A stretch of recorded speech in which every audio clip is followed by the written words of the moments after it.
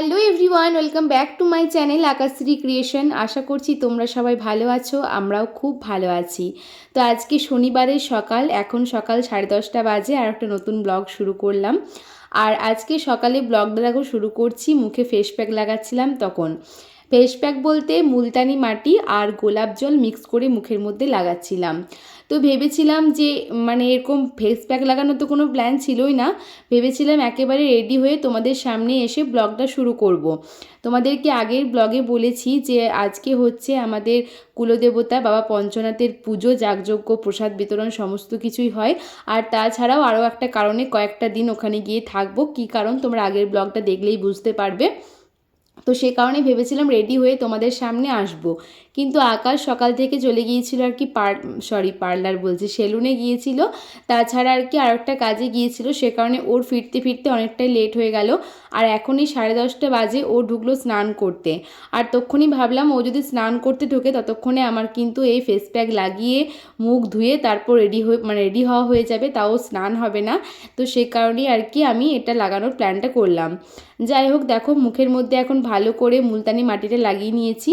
এটা কিন্তু খুব ভালো একটা কাজ দেয়, যদিও আমার একেবারেই লাগানো হয় না, কিন্তু কয়েকদিন ধরে বোঝা যাচ্ছে মুখের মধ্যে একটা ট্যান পড়েছে। তাই ভাবলাম যদি একটু ট্যান রিমুভ করা যায়। তো দেখো আর কি মুখের সাথে ভালো করে গলাতেও ফেস প্যাকটা লাগিয়ে নিচ্ছি।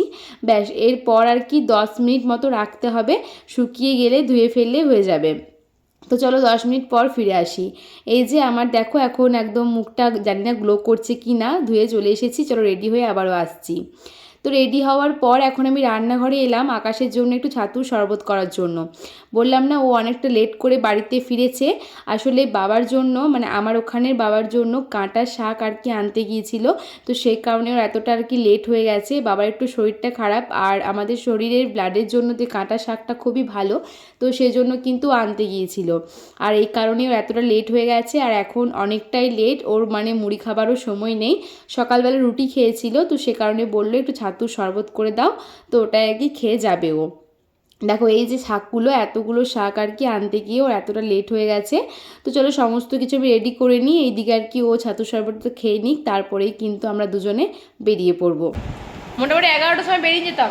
তুমি যদি দেখি দেখি মুখটা দেখি, দেখো দেখো সেলুনে গিয়ে শ্বশুর করে যাবে বলে সকাল থেকে ফেসিয়াল করে এলো, ঠিক আছে? ফেসিয়াল করেনি, যাই হোক। তো মুড়ি খাওয়ার সময় নেই, এই ছাতু গুলে দিলাম, ছাতু আর আলু ভাজা খাচ্ছে। এখন বাজে 11:40। ওইদিকে মা ভাই বারবার ফোন করছে, আর 12টা থেকে পুজো টুজো শুরু হয়ে যায়। তো কি আর বলবো, গিয়ে দেখবে সবাই খিচুড়ি খেতে বসেছে, আর আমরা গিয়ে বসে পড়েছি পাশে খিচুড়ি খাওয়ার জন্য। গিলে দিলে নাকি গো? খাওয়া নাই মনে হচ্ছে। বেচারি চোখে মুখে গুঁজে নিয়েছে আলু ভাজা। রেখে দাও, আমি ধুয়ে দিচ্ছি।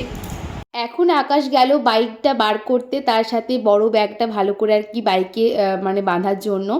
আর আমি বেশ কয়েকদিন থাকবো না এই বাড়িটাই, তাই যাবার সময় ভালো করে একটু চোখ বুলিয়ে নিচ্ছি আর আর কি একটু ভিডিও করে নিচ্ছি, ইচ্ছা হলে দেখতেও পারবো।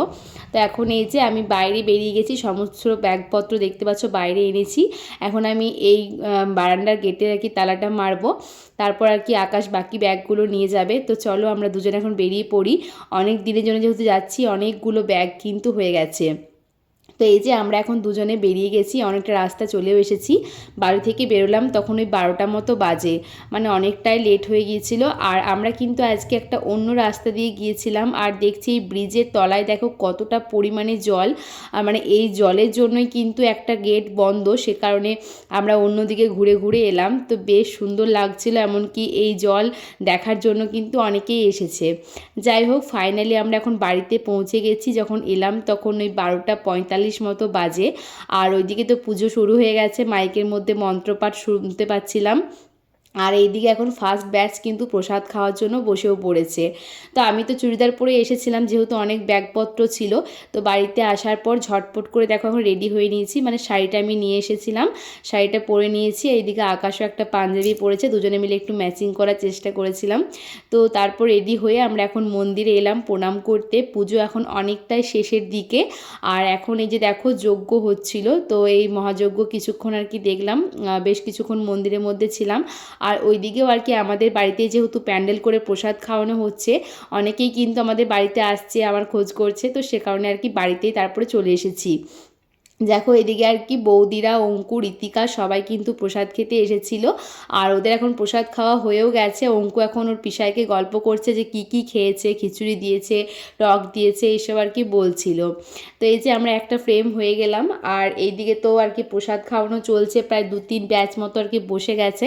কতটা ভিড় দেখতেই পাচ্ছ, আর এই সময় কিন্তু এসেছে আর কি প্রচুর মেঘ এসেছে, দেখতেই পাচ্ছ কালো করে, আর এক্ষুনি আর কি ঝমঝম করে বৃষ্টি চলে আসবে, তোমরা দেখতেই পারবে। এইদিকে এখন প্রসাদ খাওয়ানো শুরু হয়ে গেছে, আর এত ভিড় পেরিয়ে তো আমি আসিনি, ভাইকে ফোনটা দিয়েছিলাম, ভাই আর কি একটু ভিডিও করে নিয়ে গেছে।